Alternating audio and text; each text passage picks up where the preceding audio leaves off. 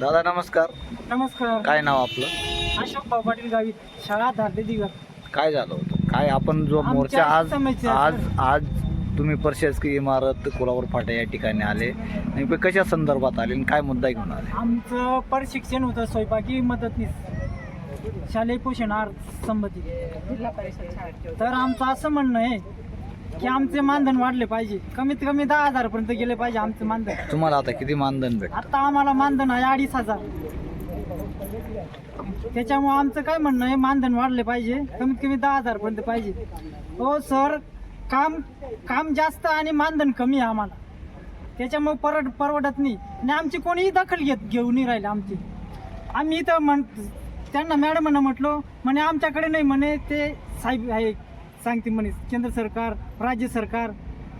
तर मग आम्ही कोणाकडे दाद मागावी असं आमचं म्हणणं आहे. नाहीतर आम्ही उद्यापासून सगळं स्वयंपाकी मदतनीस सगळ्या शाळांमध्ये स्वयंपाक शालेय पोषण आहार बंद करणार आहोत. जोपर्यंत आमचं मानधन वाढत नाही तोपर्यंत आम्ही शिजवत नाही. सगळे आमचं स्वयंपाकी मदतनीस सगळे आहेत इथं. सगळ्यांचं म्हणणं आहे की उद्यापासून आमचं शालेय पोषण आहार बंद राहणार आहे शाळेवर. पण नुसतं आपल्या एकट्या कळवण तालुक्याने आंदोलन पुकारल्यावर किंवा बंद पुकारल्यावर ते प्रश्न सुटणार आहे? जे समोर टीव्हीला दिसलं ना, तर सगळ्या शाळेची जागृत होती. त्यांना पण माहिती होईल, आपण संघटना केली तर दुसरी पण संघटना तयार होईल. आमच्यावर कोणीच लक्ष देत नाही. प्रत्येक क्षेत्रात मानधन वाढलेलं आहे. बरोबर आहे ना. आमच्यावर लक्ष कोणी घेऊन नाही राहिलं. काम जास्त आहे. 2,500 रुपयावर काय नेमकं काय काम असतं मावशी त्या ठिकाणी? काय काम असतं? आता सकाळची शाळा आहे, झाडझूड, सफाई सफाई करायची, सर्वच ना. मुलांची सर्वच आम्हाला आवडतं. आम्हाला सकाळची शाळा आहे, 7:30 वाजता जावं लागते. झाडझूड सर्वच साफसफाई केल्याशिवाय आम्हाला स्वयंपाकाला बसता येत नाही ना.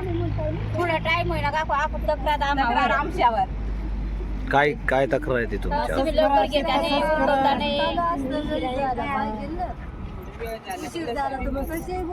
तर आमची समस्या शासनापर्यंत पोहोचली पाहिजे आणि आमचं मानधन वाढायला पाहिजे. हीच आमची इच्छा आहे. करता येत नाही, करता त्याच्यामुळे येत तेवढ्यात परवडत नाही. नाही. मग दुसऱ्याकडे आम्हाला रोजंदारी लागत नाही ना सर. तिथं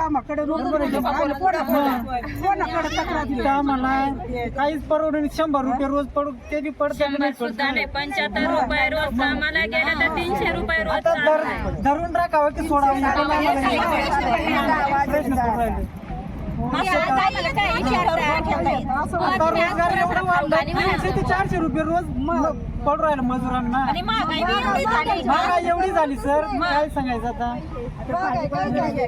भाजीपाला 40 आणि 50 रुपये किलो.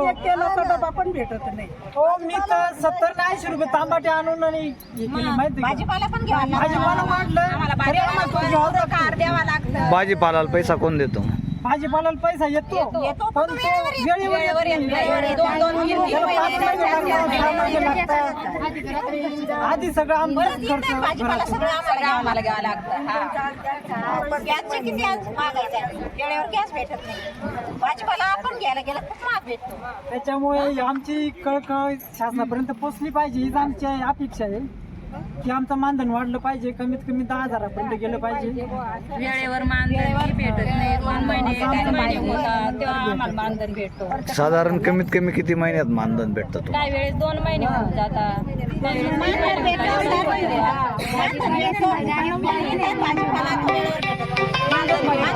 भाजीपाला टायमावर भेटत नाही. पुरं कार द्यावा लागतं, त्याच्यात पैसे काय टायमावर भेटत नाही ना.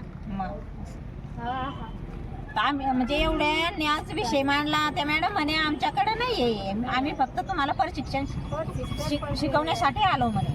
असं मागणी करायची तरी कोणाजवळ मॅडम बोलल्या आमच्याकडे नाही. ते त्यांनी जायचं कोणाकडे. आज आम्हाला इथं प्रशिक्षणासाठी बोलवलं, मग तेही सरकारी कर्मचारीच होते ना. नाही नाही आहेत ते सरकारी कर्मचारी, पण आता त्यांना जर अधिकार तो नसल हा ते आहे. तर ते कुठून देणार तुम्हाला? हा पण प्रश्न आहे ना. तुमचा आमची प्रश्न समस्या मांडायला पाहिजे मांडवा. होती वरत्यापर्यंत. आज तुम्ही शिक्षण अधिकाऱ्यांना भेटले का? नाही.